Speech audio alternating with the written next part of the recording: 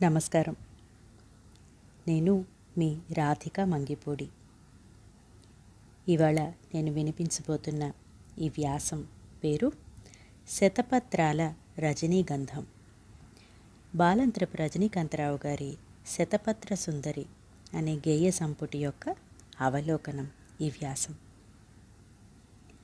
శతపత్ర సుందరి ఓహో శతపత్ర సుందరి అంటూ టంగుటూరి సూర్యకుమారి గారి గళంలో విన్న చిన్ననాటి రేడియో పాట గుర్తుందా?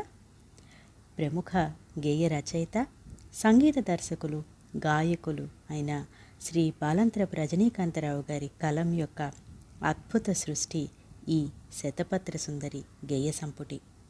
రజనీకాంతరావు గారి పేరు తెలియని తెలుగు సాహితీ ప్రియులుండరు. అలనాటి ఆకాశవాణి గీతాలలో మార్మోగిన గాత్రం అతనిదే. దేశభక్తిని నరనరాలా పొంగించిన కలం అతనిదే. భావగీతికలతో మనసుపై హాయి తెమ్మెరల నూగించిన సంగీతం అతనిదే. ఒక వాగ్గేయకారునిగా వారు తెలుగువారికి అందించిన గానామృతం అనితర సాధ్యమైనది.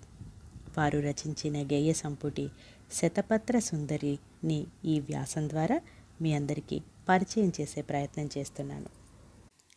రజనీ గారు 1920లో పండిత కుటుంబంలో నిడదవోలులో జన్మించారు. 18 సంవత్సరాల ప్రాయంలోనే పాటలు రాయడం ప్రారంభించిన దిట్ట. గేయాలు మాత్రమే కాదు, అనేక నృత్య నాటికలు, అనువాదాలు, కవితలు, పద్యాలు, పరిశోధనా గ్రంథాలు, జీవిత చరిత్రలు కూడా రచించారు. నవీన వాగ్గేయకార, నాద సుధార్ణవ, కళాప్రపూర్ణ వంటి బిరుదులతో పాటు కేంద్ర సాహిత్య అకాడమీ పురస్కారాన్ని కూడా అందుకున్నది వారి రచనా పటిమ. వారి ముఖ్యమైన రచనల్లో ఈ శతపత్ర సుందరి సంపుటి కూడా ఒకటి. 1953లో దీని తొలి కూర్పు 265 పాటలతో ప్రచురింపబడింది. 2000 సంవత్సరంలో రెండవ కూర్పు 95 పాటలతో జోడించబడింది. మొదటి కూర్పుని రజనీ గారు వెంకట పార్వతీశ కవులకు అంకితమిచ్చారు. అంటే రజనీ గారి తండ్రి శ్రీ బాలంత్రపు వెంకటరావు గారు, మేనమామ ఓలేటి పార్వతీశం గారు. ద్వితీయ కూర్పు రజనీ గారి భార్య సుభద్రాదేవికి అంకితం చేయబడింది. తొలి కూర్పుకు తొలి పలుకు పింగళి లక్ష్మీకాంతం గారు రచించారు. అందులో రజనీ గారు ఆంధ్రావనిలో లలిత సంగీత సృష్టికర్తలలో అగ్రగణ్యులు అని శ్లాఘించారు. మనకు ఈనాటికి అక్కడక్కడ వినిపించే అలనాటి లలిత సంగీతంలోని రజనీ గారి పాటలన్నీ ఈ సంపుటిలోనివే. చాలా పాటల బాణీలు, ఆడియోలు కాలగర్భంలో కలిసి మాయమైపోయాయి. చాలా తక్కువ శాతం పాటలు మాత్రమే నేడు ప్రాచుర్యంలో ఉన్నాయి. మధువన స్వప్న, గ్రీష్మ పత్రావళి, మేఘ సందేశం, సుక్తి, దివ్యజ్యోతి, అవంతి సుందరి, కడలిదరి, మాళవిక, విషవృక్షం, ఉమర్ ఖయాం, దేవదాసు, బుచ్చిబాబు, శాంతిపథం, మాంచాల, బైహుల, శిశిర పత్రావళి, లైలా మజ్ను, ధర్మచక్రం, వాసవదత్త, నవవసంత పత్రావళి మొదలైన అనేక సంగీత నృత్య నాటికల కొరకు రజనీ గారు రచించిన ఎన్నో పాటలను ఈ సంపుటిలో మనం చూడవచ్చు. ఎన్నో రచనా శైలులలో వివిధ గేయ కుసుమాలు ఇమిడి ఉన్న చక్కటి పూతోట ఈ పుస్తకం. జానపదాలు, జోలపాటలు, శ్రావణలక్ష్మి పాటలు, లలితాస్తుతి, రాధాకృష్ణుల సంభాషణ గేయాలు, మబ్బు మలయపవనుడి సంభాషణలు, చంద్రుడు కలువను పిలుస్తున్న పాటలు, మాంచాల బాలచంద్రుల పాటలు ఒకటేమిటి, ఇలా ఎన్నో రకాల పాటలతో మన మనసులలో వివిధ పార్శ్వాలను స్పృశిస్తుంది ఈ సంపుటి.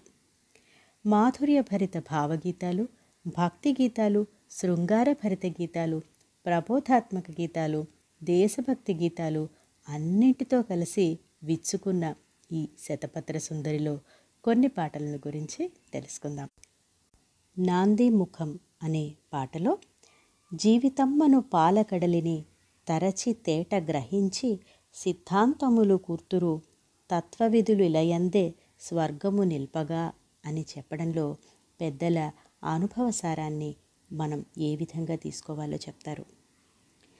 పసిడి మెరుంగుల తళతళలు, పసిమి వెలుంగుల మిలమిలలు, గౌతమి కృష్ణల గలగలలు, గుడిజే గంటల గణగణలు అనే పాట ఆ కాలంలో రజనీకాంతరావు గారు, భానుమతి రామకృష్ణ గారి గళాలలో వచ్చినటువంటి ప్రముఖ గీతంగా ఎంతో ప్రాచుర్యం పొందింది.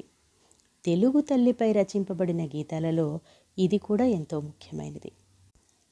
మంగళంపల్లి బాలమురళీకృష్ణ గారు, శ్రీరంగం గోపాలరత్నం గారు జంటగా పాడిన యుగళ గీతి మన ప్రేమ అనే పాటలో మన ప్రేమ మన ప్రేమ సస్య సౌందర్య భూములలో ప్రభవించి ప్రభవించి నమ్రమరు సీమయగును కమ్రసుమధామమగును మన ప్రేమ మన ప్రేమ అంటారు. అందులోనే కాలగాఢాగ్ని కీలలలో తపించి తపించి దగ్ధ తరుకాండమగునో ముగ్ధ మధుభాండమగునో మన ప్రేమ అని రాస్తారు. ప్రేమ గెలుస్తుందో కాలగర్భంలో కలిసిపోతుందో తెలియని ఒక స్థితిని వర్ణించే గీతం ఇది. సృష్టిలో పరస్పర విరుద్ధాలని సూచించే ద్వంద్వతత్వాలను ఇందులో ఆవిష్కరిస్తూ రాస్తారు. ఎంత చక్కటి సాహిత్యం! అలాగే ఓ మలయ పవనమా నిలు నిలు నిలుమా అనే పాటలో మలయ పవనునికి దిరిసెన పువ్వుకి మధ్య సంభాషణ సాగుతుంది. ఇక సాలూరి రాజేశ్వరరావు గారి గళంలో ఎక్కువగా ప్రాచుర్యం పొందినటువంటి లలిత గీతాలలో చల్లగాలిలో యమునా తటిపై శ్యామ సుందరుని మురళి మురళి శ్యామ సుందరుని మురళి ఈ పాట. అలాగే పోయిరావే కోయిలా పోయిరావే కోయిలా ఇదొకటి. అలాగే ఓ విభావరి ఓ విభావరి నిహార నీల నీలాంబరతారిణి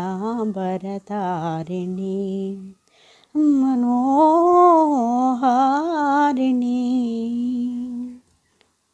ఇలాంటి పాటలన్నీ ఈ శతపత్ర సుందరి పుస్తకంలోనివే. రాత్రిని ఒక వ్యక్తిగా ఊహించి సంబోధిస్తూ వ్రాయబడిన ఈ పాటలో నీ చెంచల చేలాంచల నిభృత స్వప్న సీమలలో అంటారు.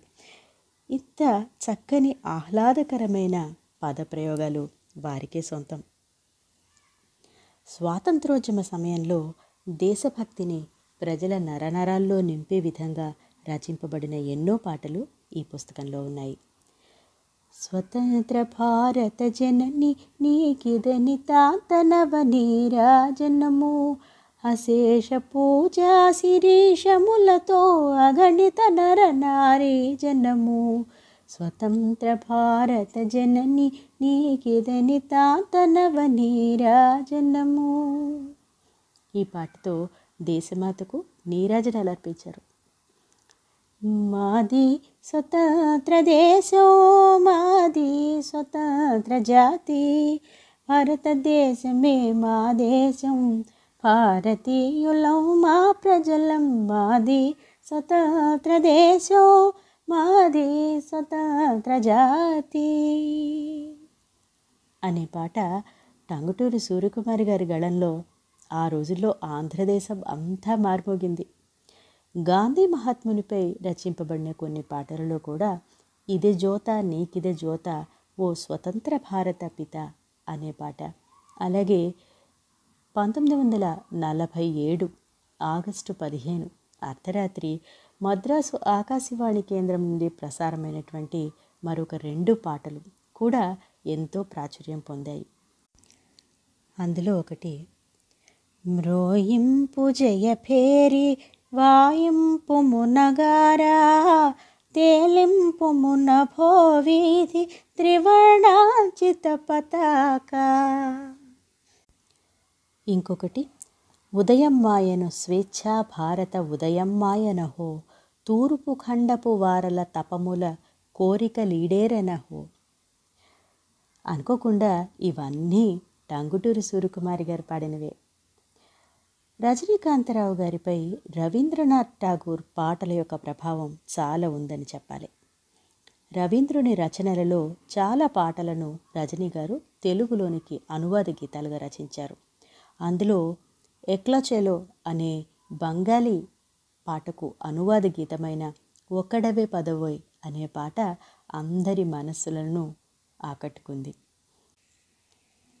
టంగుటూరి సూర్యకుమారి గారు పాడిన ఇంకొక పాట, చిన్నదోయి నా హృదయ నావా సాగర రాజా మెల్లగా పోవా. ఈ పాట కూడా రవీంద్రుని పాటకు అనుసరణగా రచించినదే. అలాగే మాతృభూమి అనే గేయంలో హే భువన మనోమోహిని నిర్మల సూర్య కరోజ్వల ధారుణి జనని అని వర్ణిస్తారు.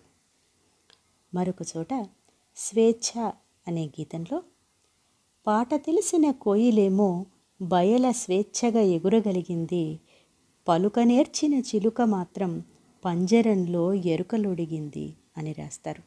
ఎంత అద్భుతమైన భావ వ్యక్తీకరణ కదా.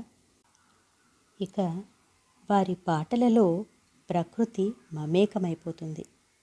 సెలయేటిపై పాట, ఇంద్రచాపముపై పాట, నెమలిపై పాట, చినుకుపై పాట, కీచురాలుపై పాట, రాజహంసపై పాట, గులాబీపై పాట, ఇలా గీత రచనకు వారు తీసుకొని వస్తువు లేదు.